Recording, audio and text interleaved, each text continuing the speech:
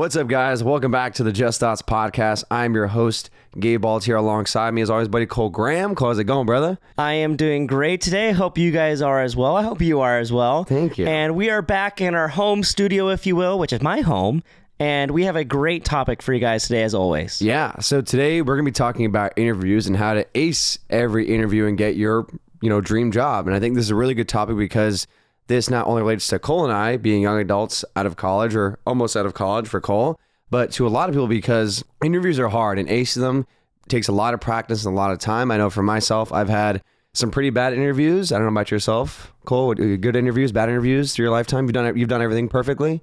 I have done interviews perfectly. Not everything perfectly, but interviews in particular, I'm actually very good at. And the reasons why we'll get into in a little bit. But yeah, every interview I've ever had, I've left there with a job within the week. And one of the things that I think is like the biggest issue with a lot of people is they go into the interview without any game plan. They just apply, they show up with a resume, and they think, well, here we go. Let's see what happens. And the way you get your job and when the interview really starts is before you even get there.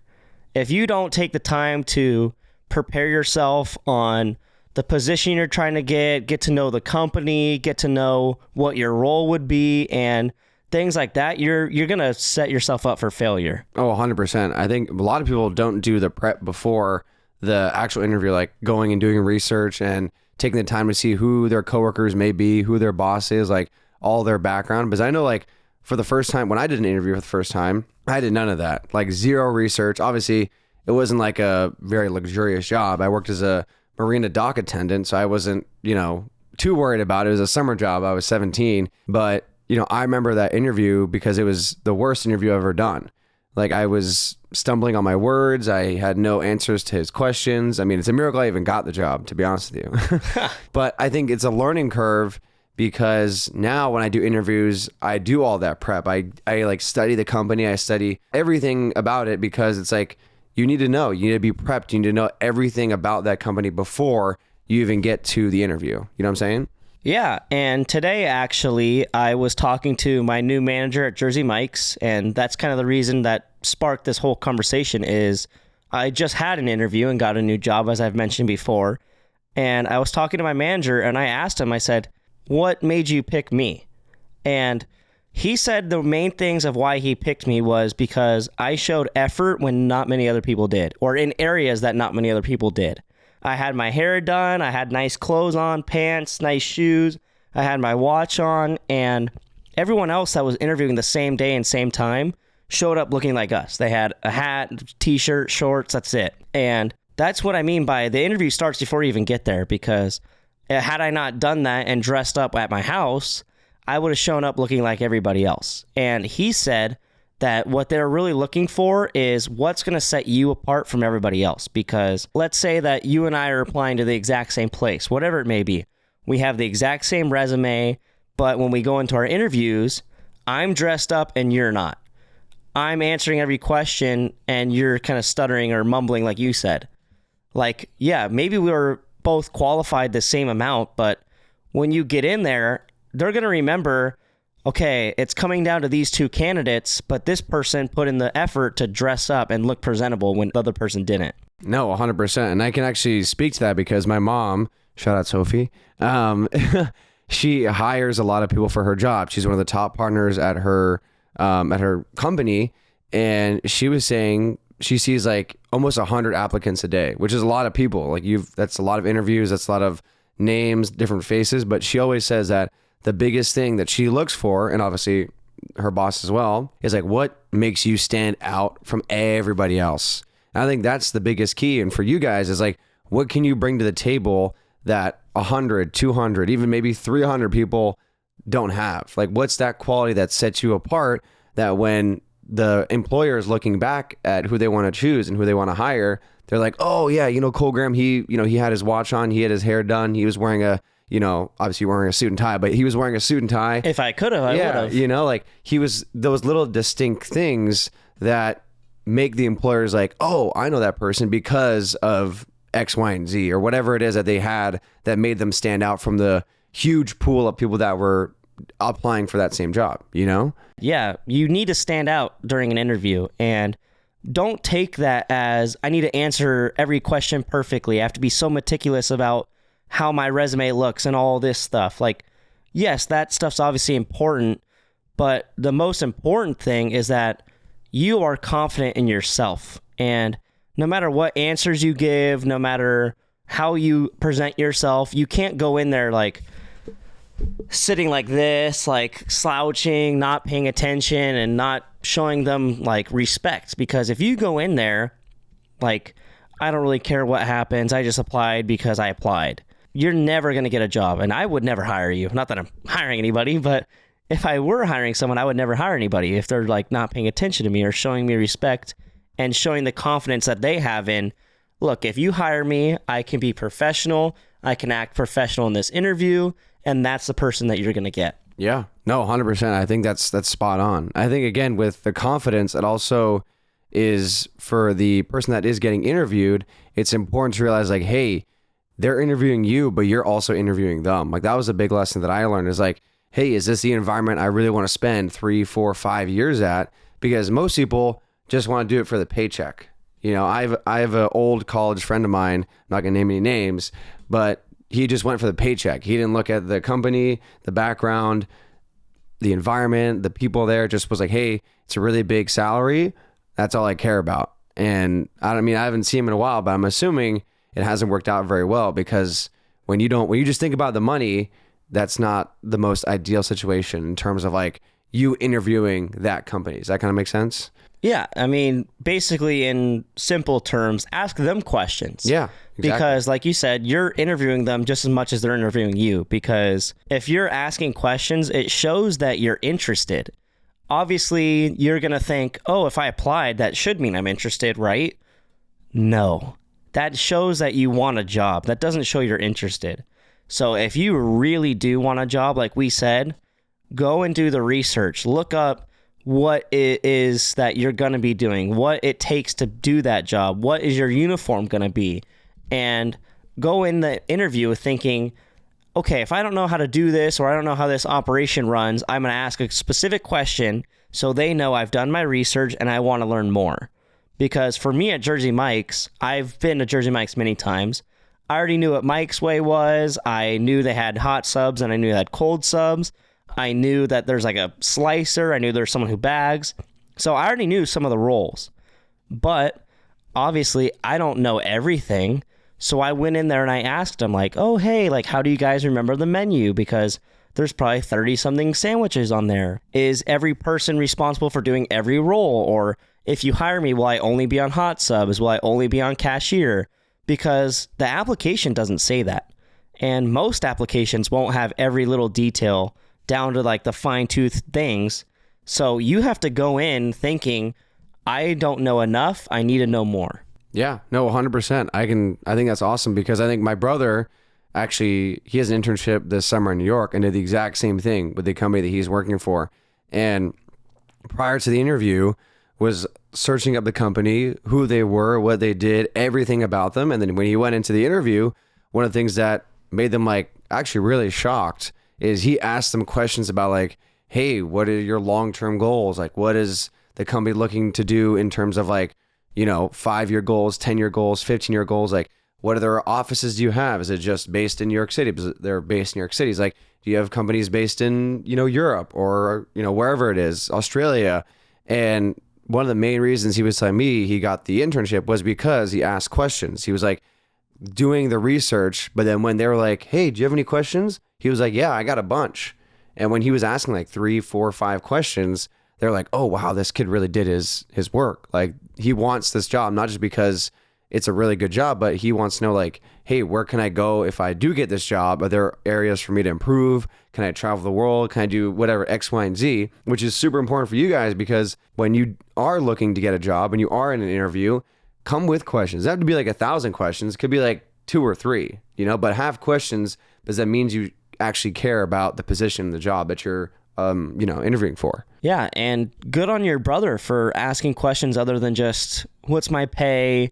How many sick hours do I get? And stuff like that, because that stuff's obviously important, but that doesn't really show that you're interested. That just shows, again, that you're interested in a paycheck, which isn't good. Yeah, exactly. And I think also sticking with my brother and his interview, because his interview was actually 4 separate interviews. Like there was a entry level round, and then there's like 2, 3, 4 rounds after that.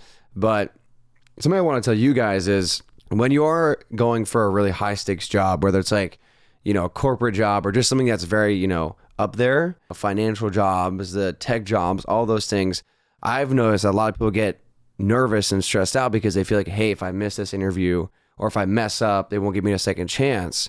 My brother actually missed an interview. So it was his second round of interviews, and he thought it was on a Tuesday. It was actually a Monday. And he was like, oh my gosh, I'm so sorry. Like, can I just, can I get a redo?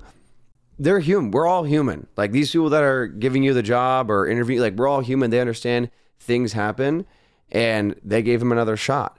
And he actually got hired because of that mistake. Not because he like slept in and missed the interview, but because he went that extra mile. Was like, hey, I completely forgot. I thought it was a Tuesday, but it was actually like being honest. He owned it. He owned it. Exactly.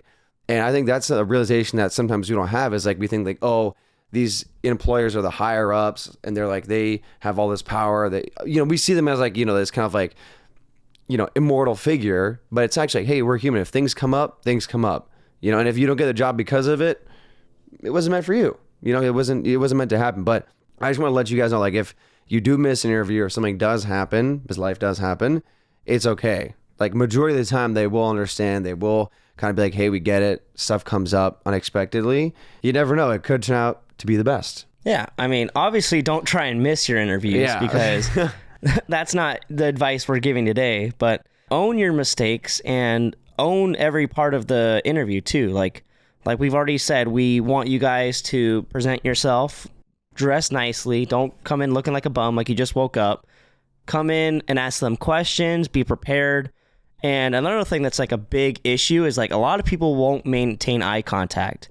And that's something that my Jersey Mike's manager told me today. One of the things they look for the most in employees that they're about to hire is, are they focused? Are they looking at me? Are they like actually engaged in the conversation? Because if someone asks you a question and you're like you're wandering and you're not focused or whatever it may be, that's going to look like you're so unsure of yourself. You're not capable. And like if in my position, Jersey Mike's needs me to work there, it's going to be very fast paced. I mean, most jobs are very fast paced.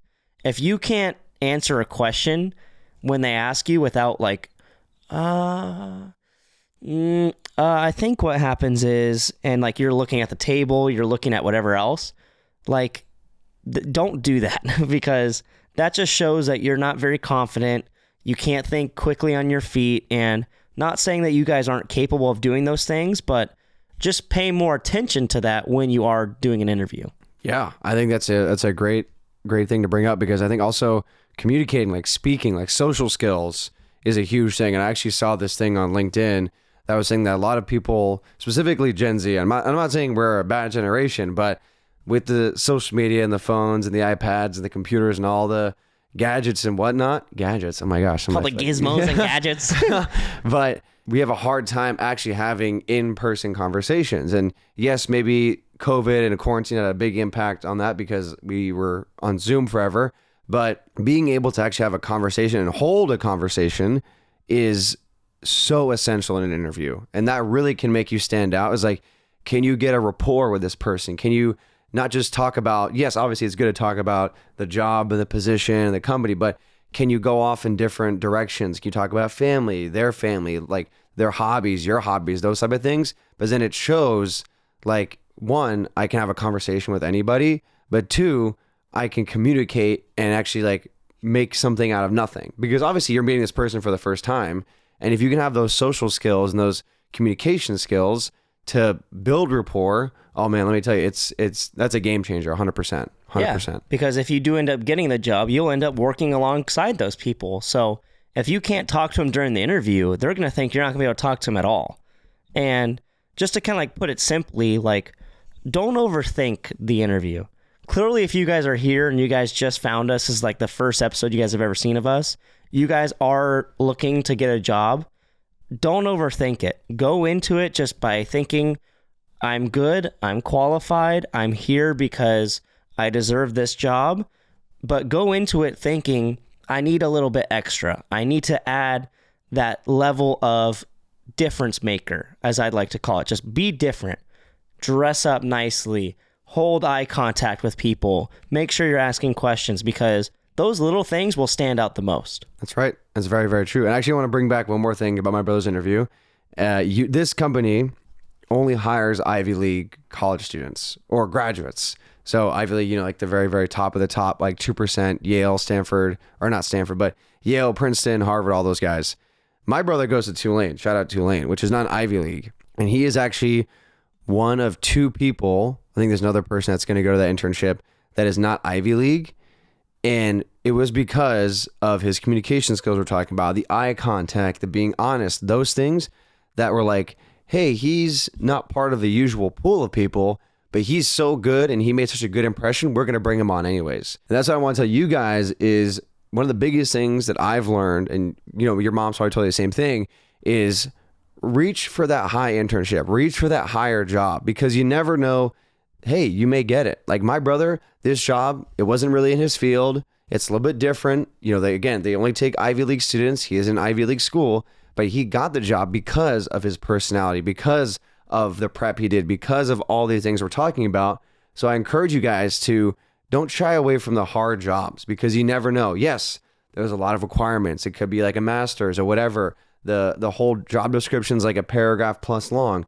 Don't let that scare you, because you never know. It could be that it's actually maybe a little bit easier, but two, your personality can actually fit into that company just because of how, you've watched this podcast, you took these tips, you learn from everybody else, because you never know. It could be your dream job.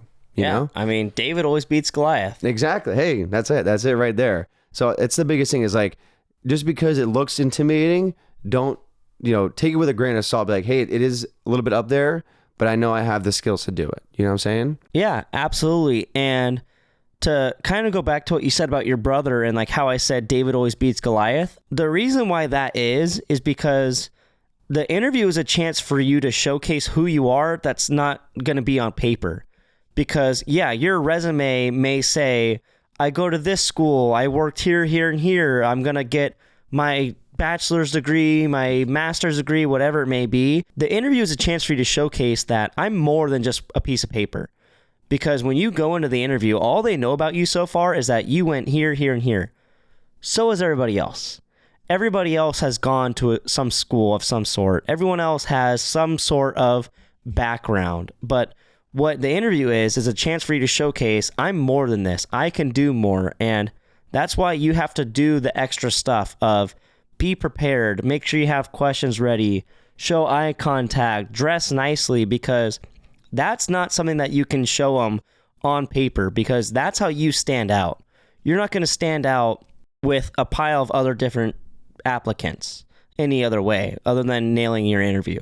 Yeah, I think that's beautifully said. I think we can actually wrap it up there, because that's 100% everything that wraps this entire episode up. And I hope you guys take that to heart, because what Kole just said is 100% true. It's not about what they see on that piece of paper. It's about what happens in those 30, 45 minutes between you and that employer. I think that's a beautiful way to wrap it up. So with that being said, guys, just a couple quick reminders to you guys. If you are watching this on YouTube, make sure to subscribe, hit that bell, turn notifications, and leave us a comment. And if you are listening to this podcast, make sure you guys go subscribe at Just Thoughts Podcast. That's at Just Thoughts Podcast. And make sure to follow us on Instagram and TikTok at Just Thoughts Pod. That's at Just Thoughts POD. Will be right here, so you can follow us on those. And lastly, guys, wherever you listen to this podcast, whether it's on Spotify, Apple Podcasts, wherever it is, make sure you guys leave us a review, subscribe, turn notifications, and we'll see you guys later. See you guys. Peace.